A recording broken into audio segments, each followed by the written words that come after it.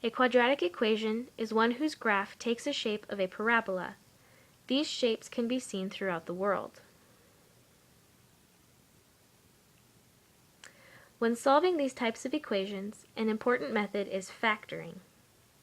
Factoring is the process of taking a function of higher powers and transforming it into a series of multipliers of lower powers. Take this equation for example. The left-hand side is the quadratic equation we want to analyze. Its highest power is 2. After factoring, each quantity now has a highest power of 1. There is a special form of a quadratic equation which makes factoring very easy. This form is called a difference of squares. Clearly, it is an apt title, as we are taking a difference of squares. This is a very handy form to have memorized.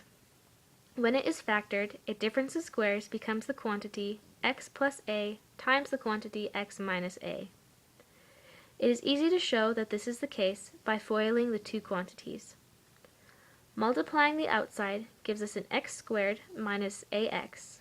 The inside gives a positive ax minus a squared. Opposite signs on the two ax's means that they cancel, and we are left with x squared minus a squared. Let's do an example problem. Take the equation x squared minus 25. Our first step is to get this in the general form of our equation, x squared minus a squared.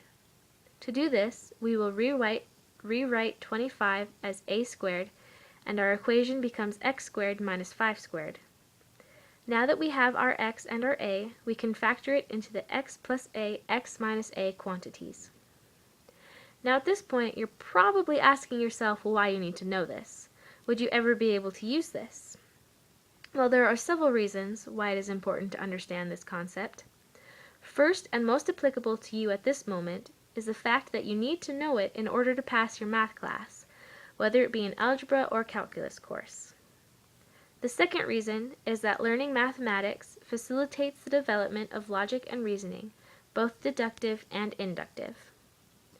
We have already touched on our final reason. Parabolas are everywhere.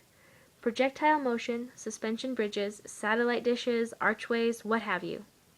So whether you are interested in being a physicist, architect, engineer, or any career involving mathematics, odds are you will see quadratic equations and it will behoove you to know how to solve them.